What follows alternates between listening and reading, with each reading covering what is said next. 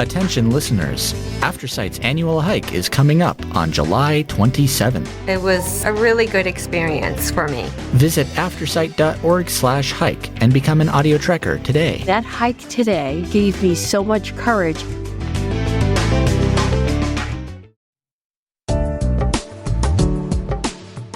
Welcome to Colorado Homes and Lifestyles, where style comes home. This recording is brought to you by Aftersight, and it is intended to be used solely by individuals who are blind or have low vision.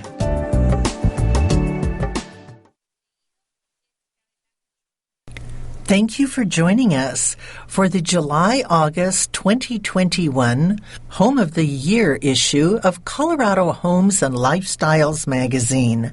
My name is Jerry Gingras. Welcome, Matt, from the editor. I often struggle with our Home of the Year issue. We see so many designs worthy of celebration, and we'd like to award them all. But then thankfully there's one that jumps out and reels us in. This year it was a Chalet, Colorado masterpiece from architectural designer John Mattingly and interior designer Reagan Mattingly. Page 90, a 2 years in the making old world meets modern amenities, 5,000 square foot hilltop Tudor that is a straight up jolt of the refreshing, simultaneously regal and casual. It's also chock full of amazing angles, unusual surprises, and all around gorgeousness. So yeah, we love it. We also love our two finalists. The first, a multi-generational mountain retreat designed by Roland and Broughton, page 106. It shows everything they do so well: clean lines, unfussy elegance, and view-filled serenity. The second is a family home in South Denver, page 118.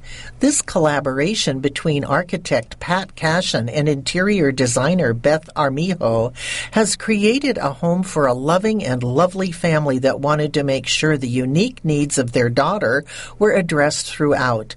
Congrats and thanks to all. Since my first day at the magazine, we have highlighted Colorado artists because A, we love artists, and B, we know that great houses need beautiful art. Art can elevate design or condemn it to the hall of disappointment. In this issue, we feature art in multiple ways: accessories that are works of art, small pieces that speak volumes, and an in-depth look at the encaustic painting of Annie DeCamp. Denver art consultant Ann Benson Reedy, who selected the art in this year's Home of the Year, offers a few tips on what to think about when purchasing works for your walls. Save yourself the trip to Santa Fe and shop local. You won't be disappointed. Kate Myers, Editor-in-Chief. What I'm loving. Early on at CH&L, I had a bit of a disagreement with an art person who scoffed when I mentioned including pieces from IKEA. Objection overruled. My IKEA love remains strong because all great designers know how to mix and merge the dear with the very affordable in ways that are both cool and practical. I was so happy to get out and shop again that I made an IKEA run and came home with 3 items under $8, and I already have ordered more to give to friends. This green Finitrig plant pot, 4 3/4 inches, $7.99, is the perfect two-tone and shape.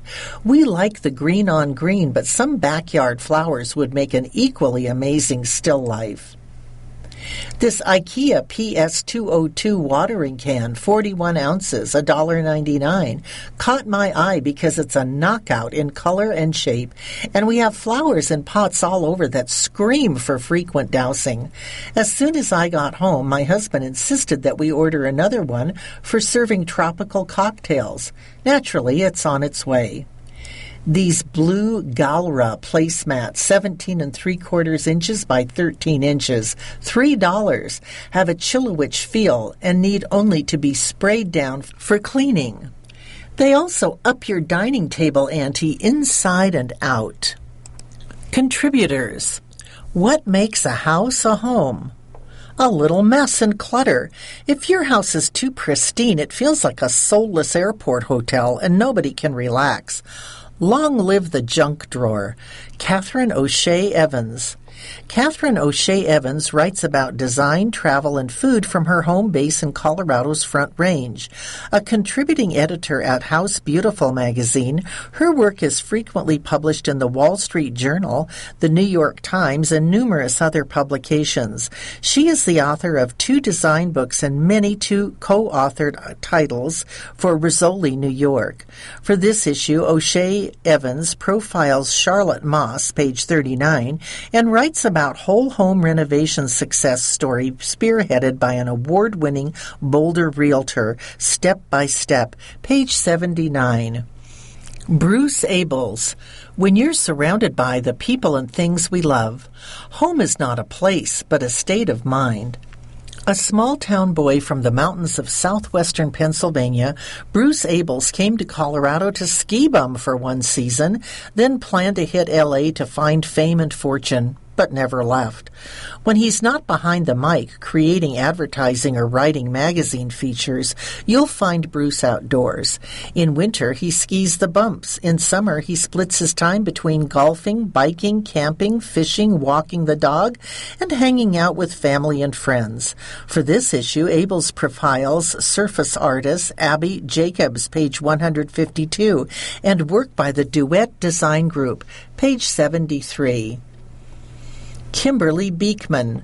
Things are just things, but when we consciously curate with things we love, they give our spaces an emotional energy. Denver native Kimberly Beekman writes mostly about outdoor adventure and enjoys the opportunity to write about the great indoors for a change. She believes that beautiful design is ultimately about people, not things. Her words have received numerous awards and have been featured twice in Best American Travel Writing.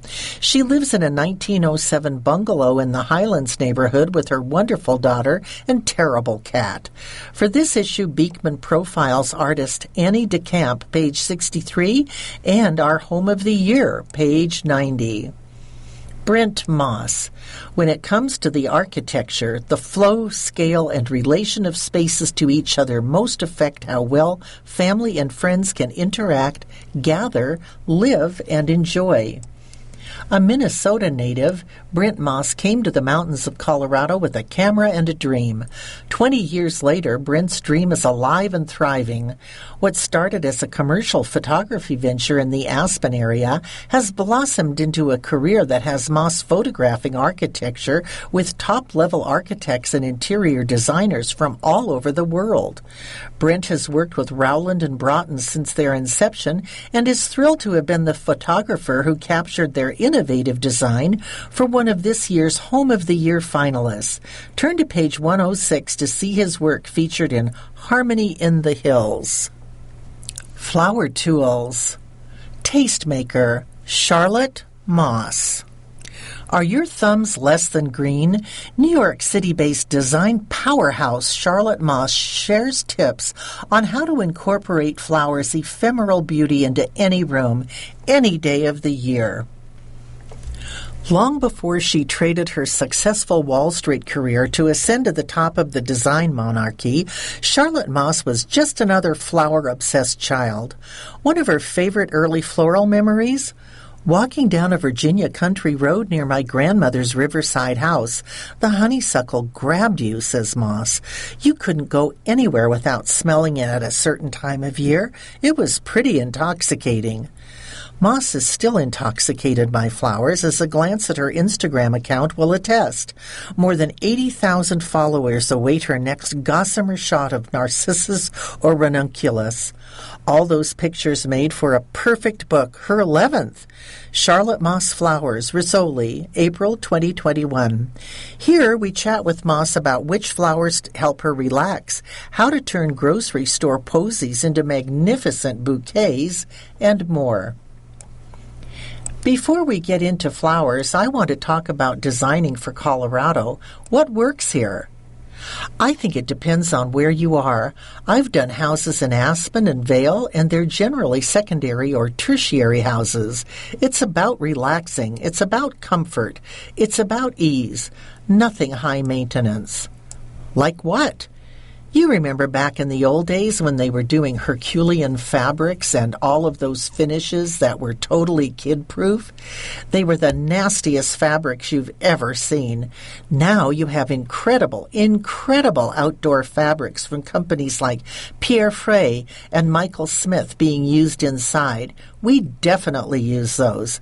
I want my clients to enjoy their houses, not be cursing me behind my back going, "Why did she use that?" Speaking of making life better, flowers definitely help with that, but why do a whole book on them? I already had it photographed. Usually you decide to do a book and you go, "Oh my God, we need the next 9 months for photography." I already had years and years of photographs because I photograph everything. I catalog everything. It's my way of planning for retirement. One day I'll actually sit around and look at the past. What's your favorite flower for a bedside table? That's an impossible question. It really depends on the season and what's available. I always like a little note of gentle fragrance beside a bed. And there are some flowers that are just a lot more ephemeral, like lily of the valley. I also love Casablanca lilies. All you need is one stem. I have one in my bedroom now, and it has 6 blossoms on it. You walk in, and it just gets you. You smell that fragrance, and somehow it makes you feel at ease. What do you grab if you have to go to the grocery store for a quick bit of flowers? Look, it's a supermarket, so they have things that are readily available. I'd get masses of carnations or masses of Persian lilies. In tulip season, you can't go wrong. The most important thing is not to be stingy with them because you can make even a little vase look generous. Any advice for making flowers last longer? Wash the stems when you get them from the supermarket because you want to get rid of any sand or debris. Then trim the stems and keep them in fresh water, changing it every couple of days. Always. What's a favorite unexpected vase? I had this glass vase that was a Michael Kors perfume bottle, a solid chunk of glass, and it was so fabulous for a couple small little blossoms because it had no logo on it. Obviously, you're not going to put something that's got a logo in your living room. If you're not a gardener, what's an easy, practically unkillable plant? I've always told people to make friends with somebody at the local nursery. They'll guide you the right way. Select plants that don't require a lot of haircuts like myrtle topiaries, and pick things that you can water once every 10 days like an orchid. An orchid is beautiful and thrives on benign neglect. Flush it out, make sure it's got good drainage, and see you next week. Same with grape ivy. They like to be flushed. Then you leave them alone, come back, and do it again. Get something you don't have to talk to or play classical music for. Why a book on flowers now? Over time, I have heard clients say that they just can't do flowers the way the women at the garden club do them. If it makes people feel comfortable that someone like Charlotte Moss is just doing Queen Anne's lace in a big bucket, if that makes them think, well, I could do that, then that would be the best possible outcome. Garden Style Design Workshop. Mountain Airy, every tree, bush, and bloom that surrounds this aspen home cradles the architecture and draws in the setting. Story by Mindy Pantiel. The best landscape designs leave no doubt about where you are.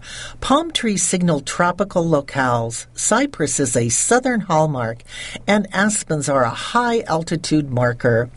For a Castle Creek residence, landscape architect Richard Shaw introduced an abundance of the latter along with mature Colorado spruce to establish a sense of place.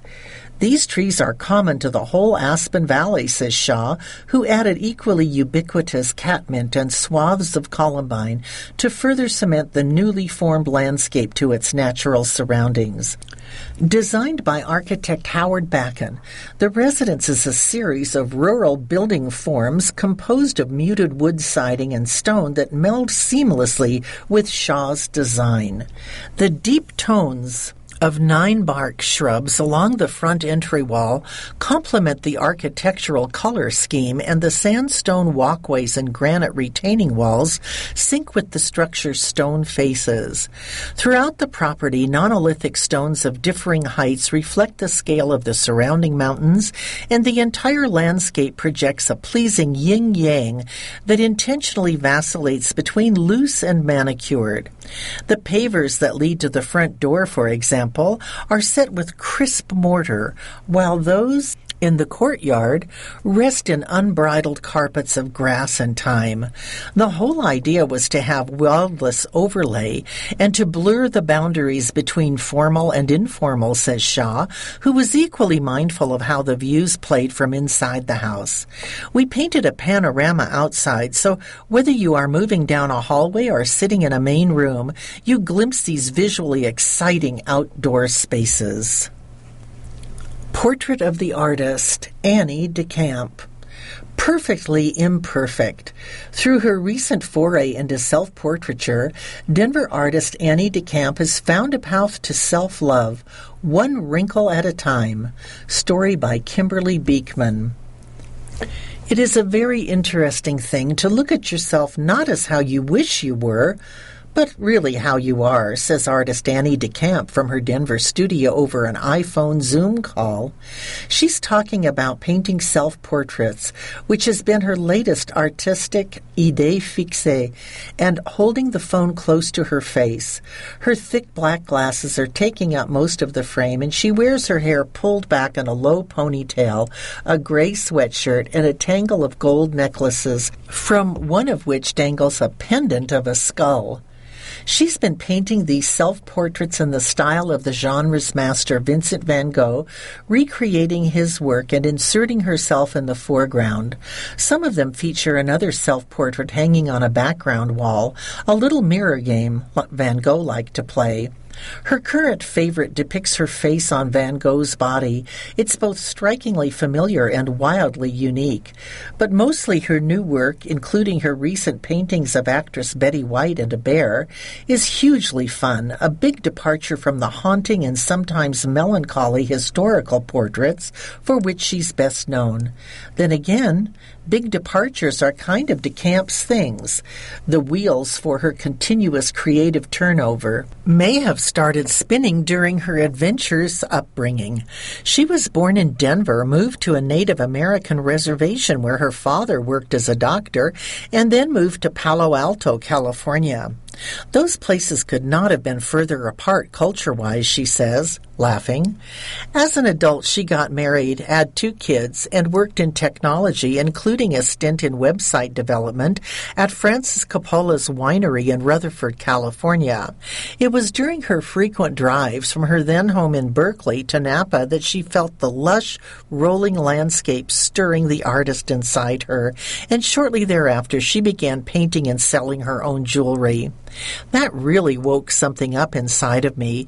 At that time, it was coming toward the end of my marriage, and there was a lot of change happening inside of me and around me. Then came the crash of 2008, and it took 8 years for her to find her way back to art. This time, she began experimenting with portraiture using encaustic, which blends beeswax with resin that acts as a hardening agent and pigment. It gives a relief that brings more life in the image, she says. Her portraits from this period borrow familiar images of Native Americans and historical figures, but the vivid colors and textures of the encaustic are so fresh and modern that they breed entirely new interpretations and connections. Again, strikingly familiar, yet wildly unique. During every phase of her art, DeCamp grows as an artist and a person, and her recent evolution through self-portraiture has been profound. She has become more comfortable with her flawed and authentic self. A lot of honesty has to happen when you do self-portrait, she says, laughing. I have to let go of whether people see me as pretty or not, because I would rather have them see me as how I am. There is beauty there, she says, holding the camera up even closer to her face. And then to just put it out there, well, it feels brave. To learn about DeCamp's open studios or book a private visit, email Annie at anniedecampart.com. You can also see her work on her Instagram at AnnieDeCampPart. High Points Style Maker, Hannah Pobar. Hannah Pobar is founder and CEO of Home Studio List, a platform of styled homes around the country available to rent by the hour for photo shoots and film productions. Here, the Denver resident shares 9 of favorite things at Home Studio List. 1. T-shirt. It's so nice being back in Denver and seeing the Be a Good Person brand tees seemingly everywhere. Not only is it a great daily reminder and mantra, but the company was started by my dear friend and Denver native, Darian Simon Tolivar. Be a Good Person, 1360 27th Street, Denver. BeAGoodPerson.com. 2. Colorado artist. Hands down, my favorite Colorado artist is Kelly Kroneberger. Her fine art paintings are an absolute dream and full of character. A commission from her is at the top of my list as I finish my apartment decor. Exploring the Forest, $1,250, KellyKroneberger.com. 3. Colorado Retail. My perfect Sunday includes stopping by a guest house open house followed by a plant shoddy pop-up. Guest house is basically real estate meets retail. They stage homes that are for sale that you can shop. Plant shoddy is a plant pop-up experience curated by my interior designer friend Brett. Guest house shop. guesthouseshop.com. Plant shoddy at plant.shoddy. 4. Take Everywhere accessory. Although it's a little untraditional, it's my Fujifilm disposable camera. I keep one in my bag at all times so I can snap a quick photo when inspiration strikes. I started doing this a few years ago, and the developed prints have become some of my most treasured possessions. As a former professional photographer, I love the inherent quality of a good old-fashioned printed photo. Fujifilm Fujicolor Quick Snap Flash 400 35mm disposable camera, 2 for $30, urbanoutfitters.com. 5. Sheets bedding. I like my bedding to be hotel quality, crisp, plush, and luxe. I'm obsessed with Snow Home Percale sheets. Snow Home is a trendy DTC company, and I love what they are doing online lately. Percale sheet set, $200, snowhome.com. 6. Housewarming gift. Lately, I'm loving a Toast Bloom, an aperitif line made in golden. Bloom is delicious over bubbles, plus the bottle and packaging are gorgeous and feel like decor in and of themselves. A Toast Bloom, $35, atost.co. 7. Furniture line. When I first saw the Vail lounge chair by Denver Modern, I was enamored. Then I found out it was made in Colorado, and I loved it even more. It definitely will be in my next apartment. I'm also smitten with Lundy, another Colorado company that features classic yet innovative pieces. Vail lounge chair, $1,149, denvermodern.com. Georgette coffee table, $2,919, lundy.com. 8. Cultural attraction. I'm so looking forward to summer Red Rock shows this season. Pandemic approved. On my must-see list, Kaytranada, Louis the Child, and Rufus Du Sol. redrocksonline.com. 9. Clothing designer. Reformation is a brand I know I can always turn to for perfect-fitting clothes without the need to tailor them. I'm petite, and Reformation definitely delivers. I love how each piece has special and super flattering details. TheReformation.com. Thank you for joining us for the July-August 2021 issue of Colorado Homes and Lifestyles. My name is Jerry Gingras. You've been listening to Colorado Homes and Lifestyles, where style comes home. If you enjoyed this program, please register for our free services at www.aftersight.org or by calling 303-786-7777.